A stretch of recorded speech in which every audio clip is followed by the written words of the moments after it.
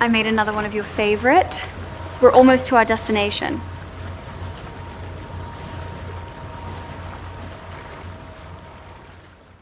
Chapter 26. Do you still believe our souls find another home? I was jogging yesterday and I saw a beautiful family in the park. I couldn't help but stare. I realized had I not gone through the storm with Damon and broke down on a busy highway, would I have met you? Probably not. Then I got to thinking I would go through that same exact storm all again just to meet you. I would give all monetary blessings you've given me back if I could see you outside of my dreams again. I love you. I stared at my journal entry for a few seconds before I closed down my laptop to get dressed for my jog in the park. The September air still carries summer stubbornness, but by the time I lace up and hit the trail, it's settled into something more forgiving, something I can actually breathe through. Jill Scott pours into my ears, A Long Walk, and I find my pace almost immediately. Dr. Harris suggested this months ago. Move your body, Jada.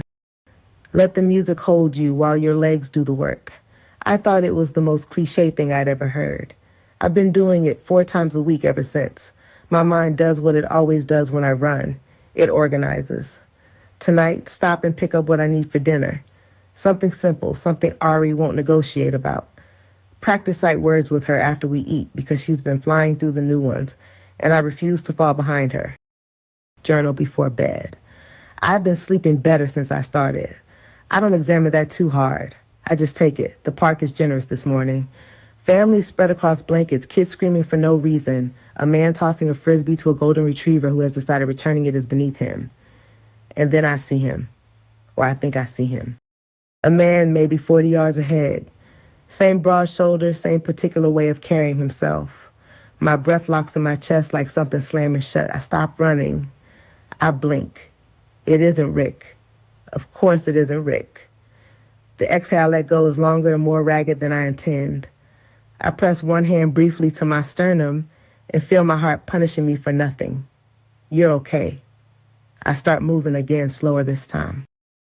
I haven't seen or heard from him in a month, and I am more grateful for that than I know how to say. Malik's cousin must have finally made it plain to him that what he was doing had a word, and that word had weight and consequences attached to it.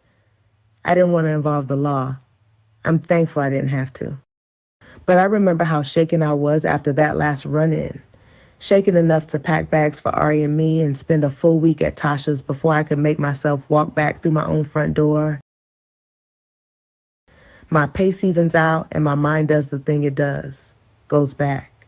It goes back to every time Rick showed up and I thought nothing of it. Especially in the beginning when I couldn't pull myself out of bed and he just appeared. With food or presents or both. Did I give him something to hold on to without meaning to? When I accepted the birthday gift, was that the moment I handed him a thread he spent months pulling? The night of my coworker's birthday, I left the lounge with him.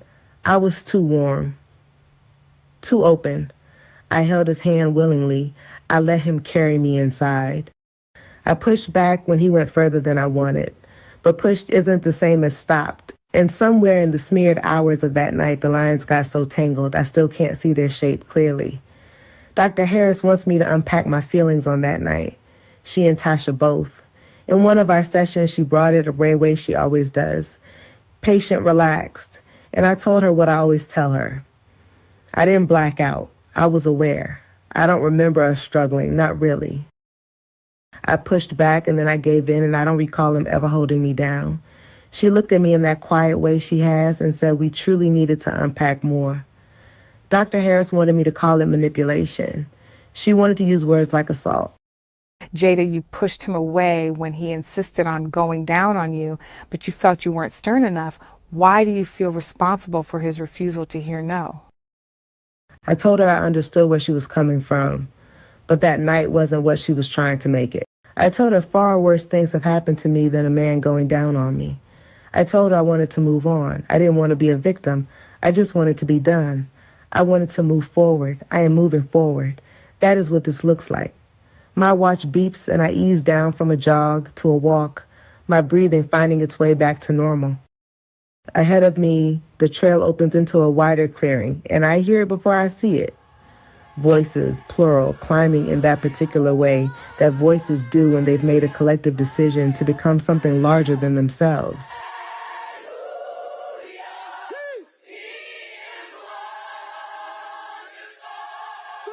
Revelation 19:1.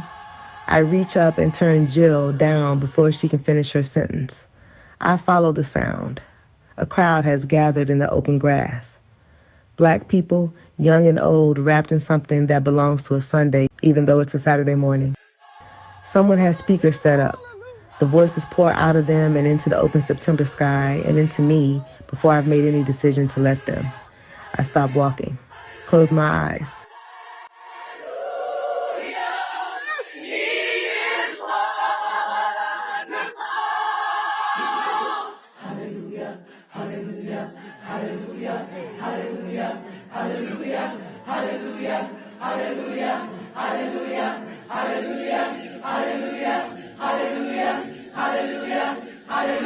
Glory, power, majesty, hallelujah, word, praise you, adore you, hallelujah, hallelujah, hallelujah,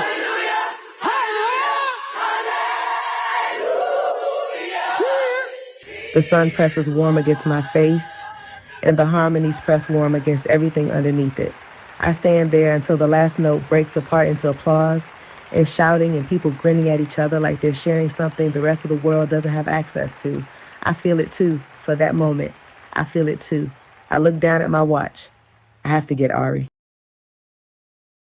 Journaling and jogging are helping so much, I tell Dr. Harris. I'm folded into the chair across from her, legs tucked beneath me. I feel zero anxiety about the course load this semester, and Ari loves her new school. She smiles, genuinely. That's wonderful, Jada. I wrote a love letter, I add. One eyebrow lifts. A small smirk finds the corner of her lips. Really? Yes. I pause, pull at the hem of my sleeve. Whenever I miss him, I open WhatsApp and I go back to the messages he sent while I was in Guyana. I shake my head lightly because I had dramatically underestimated how many there were. Way more than I remembered. The more I read them, the more I realize they were love letters. Every single one. That's exactly what they were. I feel the familiar pull settle into my chest. That particular ache that doesn't feel bad exactly, just heavy. Like something precious that doesn't have anywhere to go. So while I'm journaling, I continue. I'm writing him back. Responding to all of them. Everyone. I exhale. How I wish he could read them. I think of the one I wrote before the sun was fully up that morning, sitting at my kitchen table with my iced coffee beside me. I woke up craving one of your omelets, random I know, but is it random? I can't recall eating an omelet since I've left you. I tried my very best to mimic your menu of breakfast that you always used to cook us. Omelet, French toast, turkey sausage, and some type of fruit. Mango. That's what I had today. I will never look at mango the same since I've tasted it with a mixture of you and me. My breakfast was all right. Not as good as yours. I give it a 7 out of 10. Ari said I'm getting better, but I need to stick to cooking curry. Your girl is loving first grade and she tested at the 90th percentile for her beginning of the year math and reading benchmark. Can you believe it? Outside of school, I'm jogging and doing Pilates. Now can you believe that? You know I'm not the most athletic girl, far from it. I'd rather read a book and drink wine. Oh, speaking of books, broke down profits on Audible. Yes. Damn it, what took me so long to get to it? I need to join a book club because no one will talk to me about it besides you. I never had this type of time on my hands while going to school before. It's only possible because of you. Thank you for loving me unconditionally even when I was so cold to you. I love you. The spiritual side of me, I say looking across at her, wants to release them into the universe somehow, like a message in a bottle. Or I swallow around the tightness. Maybe letters I can give his mother so she can place them at his final resting place. Dr. Harris smiles softly. I think that's a wonderful idea, Jada. Ari is performing the role of a person in crisis the entire drive home from Tasha's. Beyonce is helping me ignore it with dignity. Mama. Her voice sings somewhere between prayer and accusation. Tell me I don't have to wait long. I'm feeling anorexic. I roll my eyes with my full body. The roast has been in the crock pot on warm since this afternoon, Ari. Thank God. I turn onto my street, bobbing my head, feeling something close to light. And then my headlights catch the driveway and everything in me goes still. Orchids, white and lavender and the palest blush pink, arranged in neat, patient rows that line the entire path from the driveway all the way to the front door. I count them without meaning to and lose count somewhere before 10. There have to be 30 arrangements out here. Maybe more. I put the car in park. I don't cut the engine. My eyes move automatically. Down the street, across the neighbors' yards, checking every parked car, every shadow. Nothing out of the ordinary. Nobody where they shouldn't be. Ari unbuckles. Ari, she's out the door before the word finishes leaving my mouth. I kill the engine and follow fast, scanning as I move up the pavement. I type my pen into the door, follow Ari inside, and lock it behind us. I'm standing in my own foyer with my pulse doing something unreasonable when I remember the card. I go back to the door, crack it, reach through, and pull it from the arrangement closest to the threshold. I close and lock the door again. I read it. Do you still believe our souls find another home? Guy Gabriel K. I stare at it. Damn it, Rick. I pull up the camera app and scrub back through the day until I find it. A white van, clean, pulling into my driveway. A logo on the side, She Florals. I exit the app and Google their number.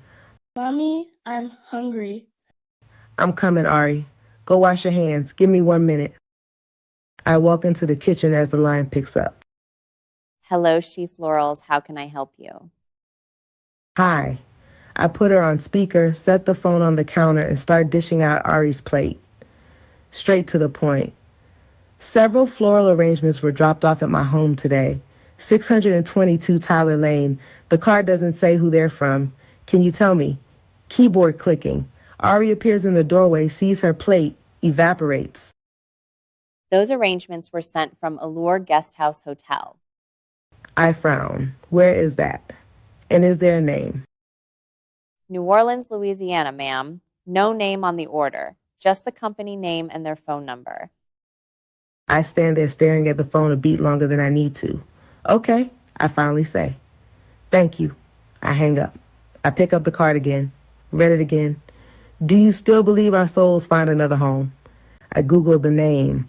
Guy Gabriel K., born November 7th, 1954, is a Canadian writer of fantasy fiction. I read it twice. I set my phone down.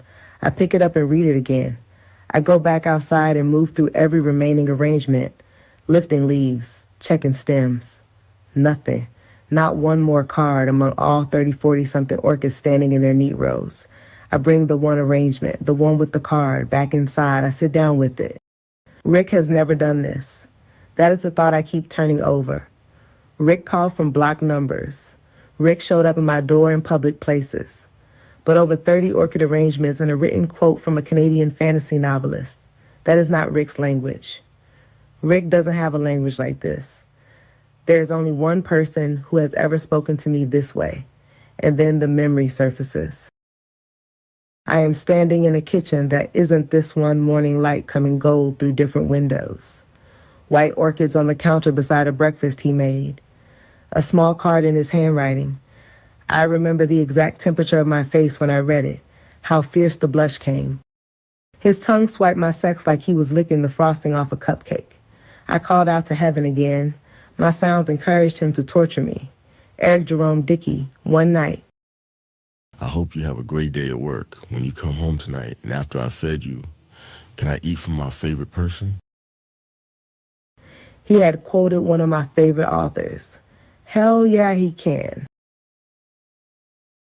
Like levees unable to withstand the weight of a rising storm, I broke. I grabbed my chest and went into a breathless panic attack.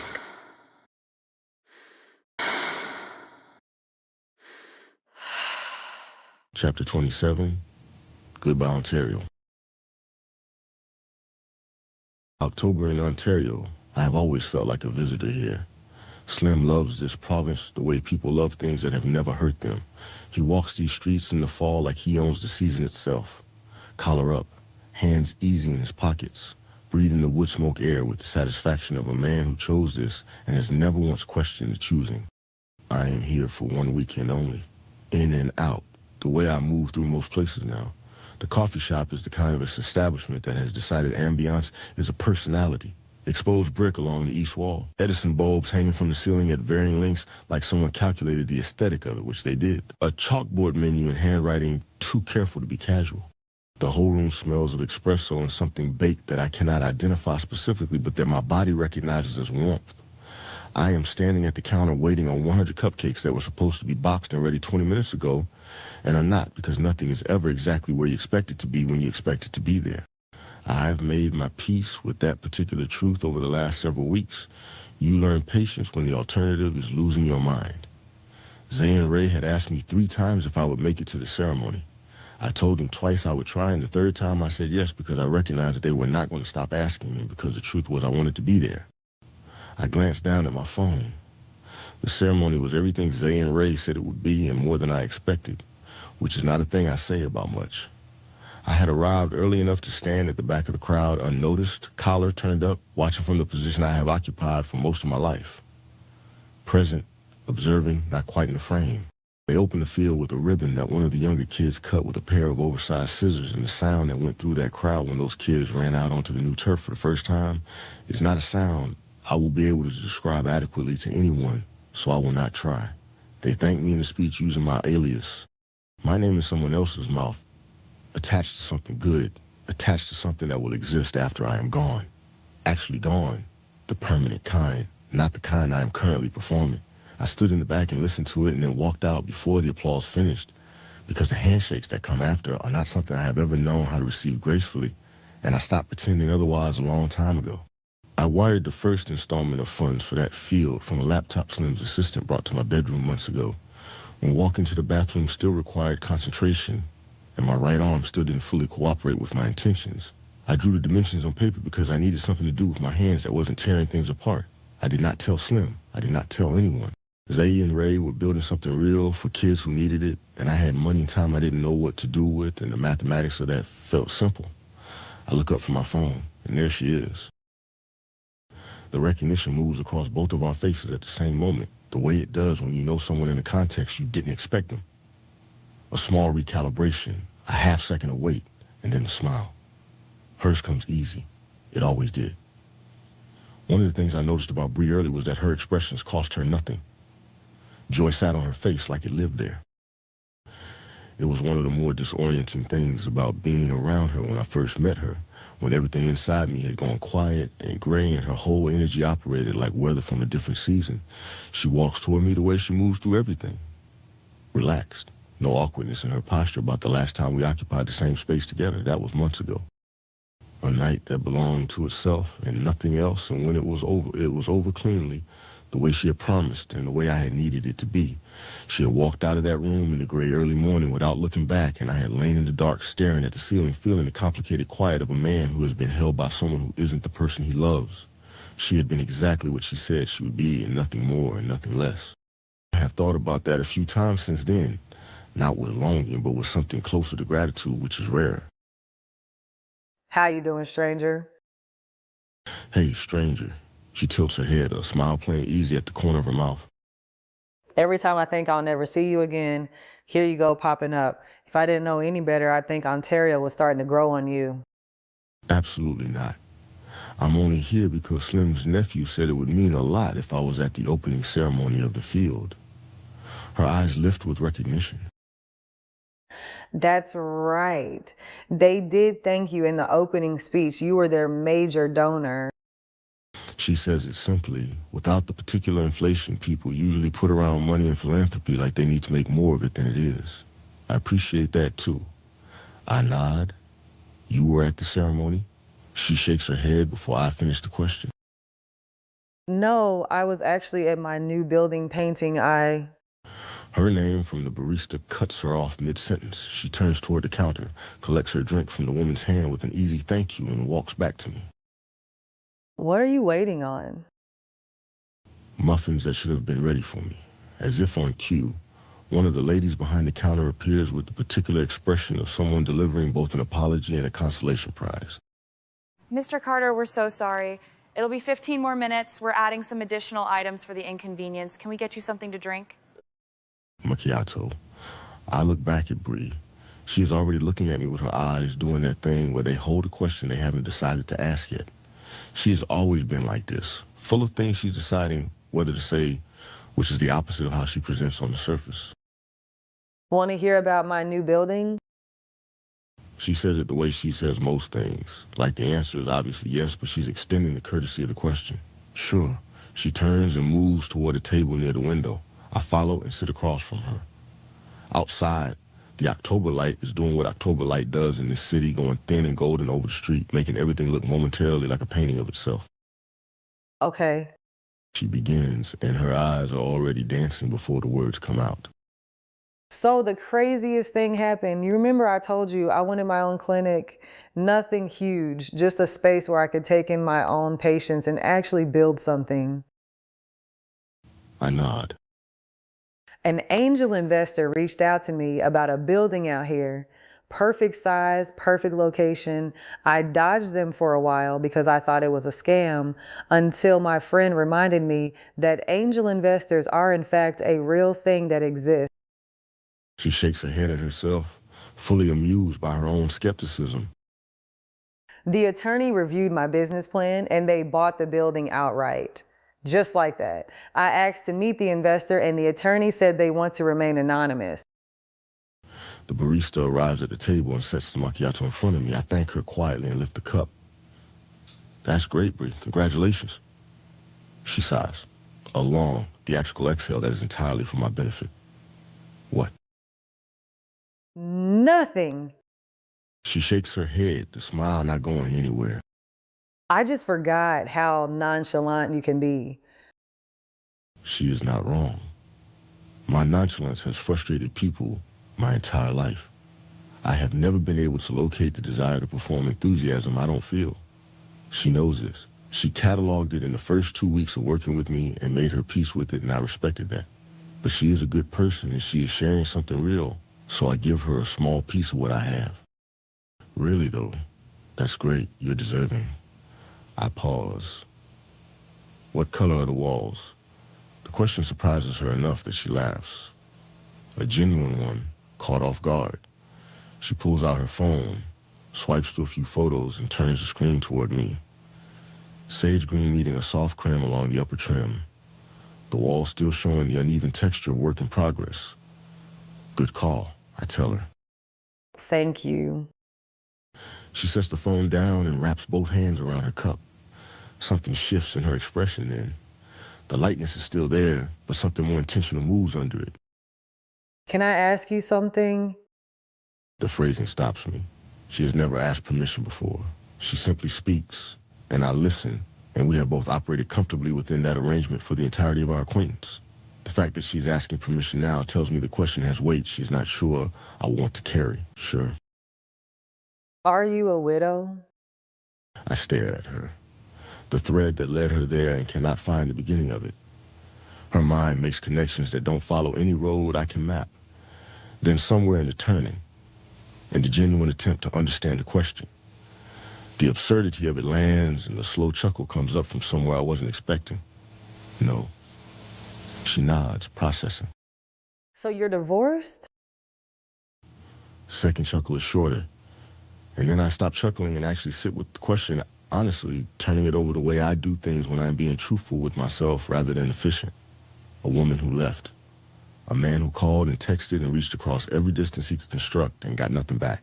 A silence that has lasted long enough to have its own shape now. Divorced is a legal word, and what Jada and I are is not a legal situation. But it is not entirely wrong either.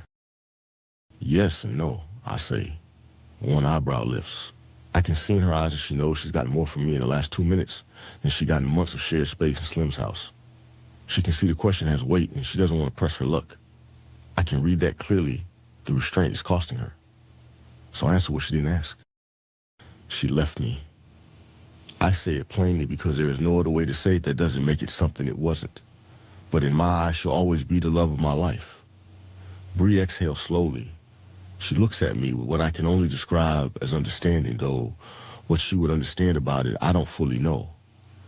Maybe just lost in the general sense.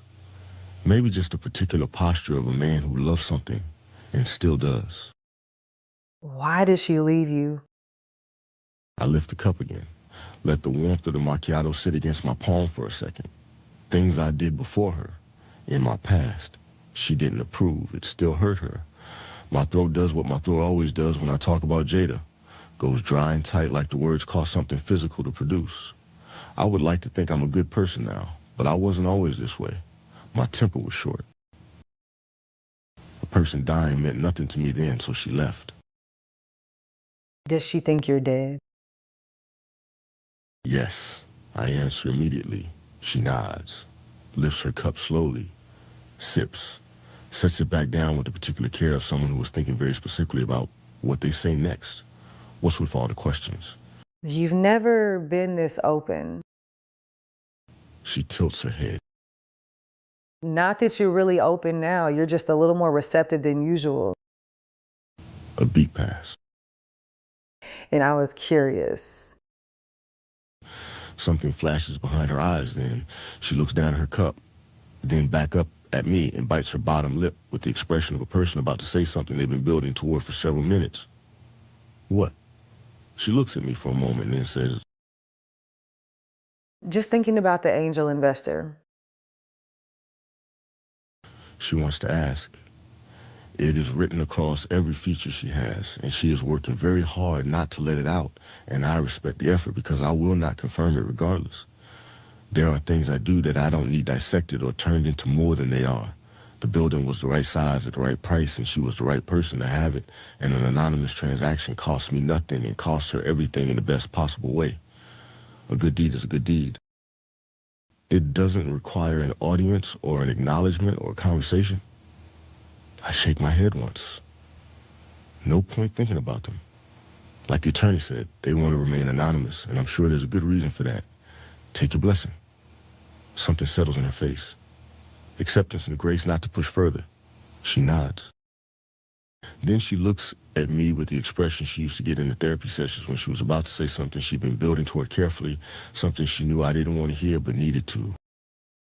You know, when I first met you, I saw it underneath everything, underneath all that anger and pain and grief and everything your brain and body had been through. She pauses. You were still consumed by love. And even though it's not me you love, I still think you're one of the best men I've ever met. I take that in. I don't deflect it or diminish it. Where will you go now? The shift in her voice intentional, giving us both somewhere else to move. Europe, I say, and then probably work my way through Asia. She smirks.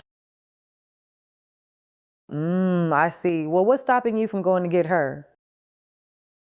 I shake my head. She's taken care of. She is in school. She is rebuilding her life in a house that is hers. And I know because I have watched it from every distance that was available to me. She is standing upright on her own. She's doing it without me. Damn. I hate I didn't get you first. She sips, raises both eyebrows in an animated way that is so specifically her that something in my chest loosens just slightly. Not romantically, not with longing, just with the uncomplicated warmth of recognizing someone good. I laugh. Actually laugh. She looks pleased with herself in that way. She has always been pleased with herself when she catches the laugh out of me, like it's a thing she won. All jokes aside, your person is coming, Bree. And he'll be 10 times better than me. Mr. Cox. The baker at the counter is holding 2 large white boxes stacked carefully. I finish the macchiato in one long swallow, stand and cross to collect them. They are heavier than I expected, the warmth of them coming through the cardboard. When I turn back, Bree is already on her feet with her cup in her hand, a smile still sitting on her face like it hasn't moved the whole time we've been here. Wow, where are you headed with all that? Field first, then the airport. She nods. Those eyes of hers glisten in a way she doesn't try to hide or manage. I'm glad I ran into you before you left again. Take care of yourself, okay? Of course, you do the same. She leans up and presses a quick kiss to my cheek. Warm, uncomplicated, the kind of kiss that belongs entirely to its own category and doesn't pretend to be anything adjacent to the other kinds. Then she turns and walks away through the coffee shop toward the door, her coat moving easy around her, not looking back. I walk out behind her and turn in the opposite direction. The October air hits my face. I think about the field, about Zay and Ray and those kids running bases. I think briefly about a woman in a house in another country who doesn't know I'm alive. I shift the boxes and keep walking. Coming up on part 9. You want to talk about what's next with her? Nope.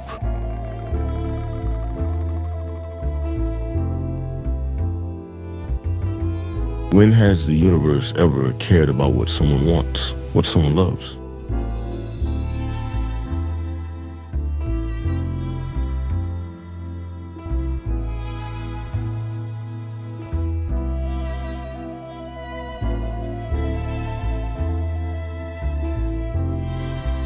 Mommy, mommy, mommy.